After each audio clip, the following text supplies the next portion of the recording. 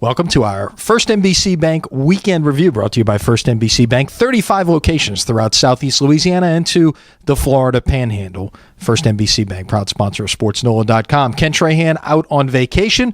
Lenny Vangilder, Jude Young with you to break down the weekend's activity. The big story locally, I guess, the Manning Passing Academy wrapping up. Awful lot of football activity going on down in Thibodaux. Had a chance to get down there on Friday, the 20th edition of it, and it's as good as ever. And as I touched on this weekend in a story, it really becomes almost a convention, if you will, for Heisman Trophy candidates. A very good piece on SportsNOLA.com with video from some of them. Javante Boykin being one, Christian Hackenberg of Penn State another, and of course Dak Prescott, a Louisiana product, going into his senior year at Mississippi State. They had good thoughts that you can see on SportsNOLA. And the big picture about the Manning Passing Academy, 2 great decades and so many stories, so many angles that come out of it for the average football fan during a quiet time of year, and of course for the counselors and the attendees at the camp. They learn the passing game from the very best. Of course, the first family of football being the Mannings.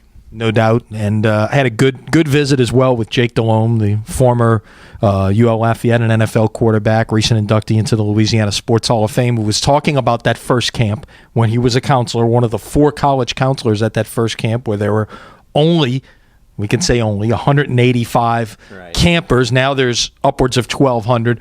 But Jake was talking about, I taught the screen pass to everybody at that first camp. That was my job. But some good recollections from him as well that weekend.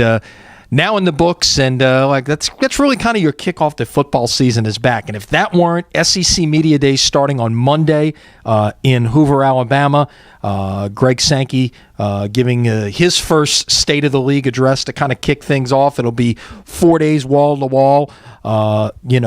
Always some good stories that will come out of SEC Media Days, and really kind of the start of all of the Media Day activities here for the next 2 or 3 weeks. Speaking of stories in abundance coming out of one event, SEC Media Days, that's the purpose, and it really delivers each and every year, both from the meat and potatoes standpoint of where the teams stand from top to bottom in the conference, or what we perceive to be the top and the bottom of the conference and everyone in the middle, but also that tabloid journalism. There's so many stories that go on off the field, especially during off seasons, something called the Fulmer Cup. You can Google it, that people don't want to win in college football. But we know with great personalities, including the Hat himself, Les Miles, that the quotes will be flowing all week long and the fans can't get enough of it.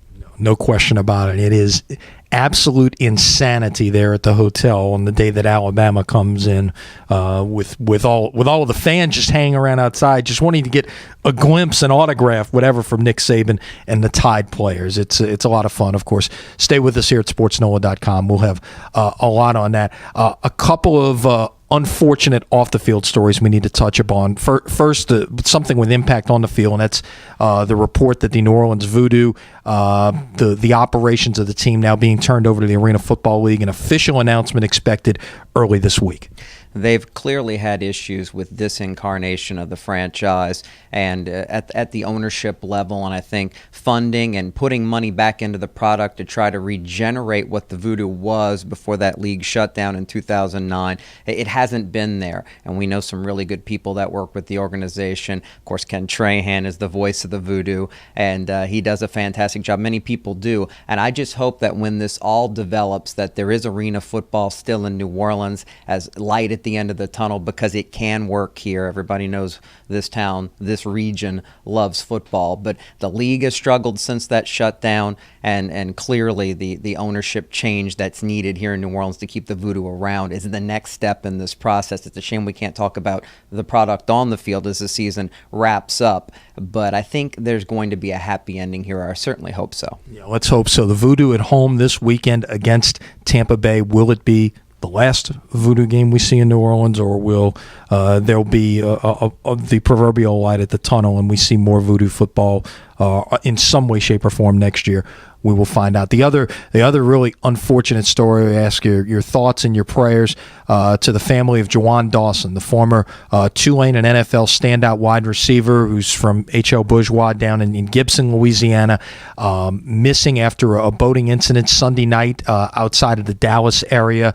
And they are continuing the search as we speak here on Monday. Certainly I got a chance to know Juwan very well during his time at Tulane, one of the nicest young men you will ever meet. And, he and his family in our thoughts and prayers today. No question about it. You hate to hear about these type of stories anytime, but particularly when they strike this close to home. Juwan Dawson was an outstanding player. You're very close to the situation, Lenny, I know, but remember that era, Tommy Bowden, Sean King at quarterback, great winning seasons there in the late 90s. Juwan Dawson was a key figure in that. And I know all Green Wave fans in particular are touched by what looks to be a tragic story.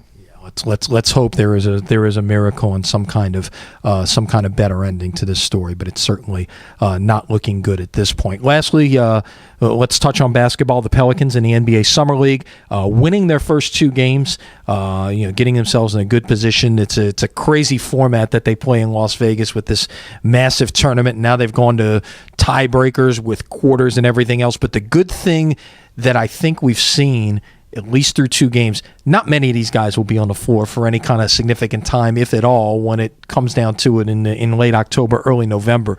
But you're seeing a style that's being established, a very up-tempo style that will be part of the Alvin Gentry system. And that is the one thing I like that I've seen through 2 days, 2 games so far in the NBA Summer League with the Pelicans. Right. They certainly are playing up-tempo as promised by Alvin Gentry. Darren Erwin, key assistant, Erman, has taken the time here to try to get this implemented with a bunch of guys who clearly aren't going to make the team, except perhaps for 2 names that we need to watch. And they have NBA bloodlines. Seth Curry, brother of the MVP, Steph Curry, is a type of shooting guard. He's a poor man's version of his brother, but he can flat out shoot, and he has a chance to be one of those low-cost, potential, decent impact players this year if he makes the team through training camp. I think he's going to get that chance. And Larry Drew II, whose father was an excellent NBA guard, he's trying to make it in the league as well, going the same route as Curry through the D-League, and has the ability perhaps to make the roster as well. So watch those 2 names as the Pelicans move on this week into the Summer League playoffs, because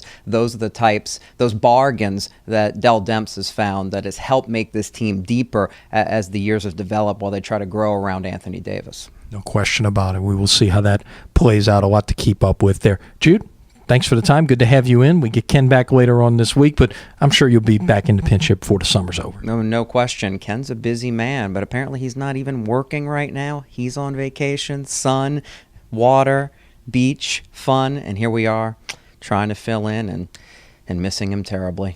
We are. Ken, get back soon. We'll see you later this week. That's our First NBC Bank Weekend Review, brought to you by First NBC Bank. 35 locations throughout Southeast Louisiana and on to the Florida Panhandle. First NBC Bank, a proud sponsor of SportsNola.com. That's Jude Young. I'm Lenny Vangilder. Ken's back later this week. We'll see you then.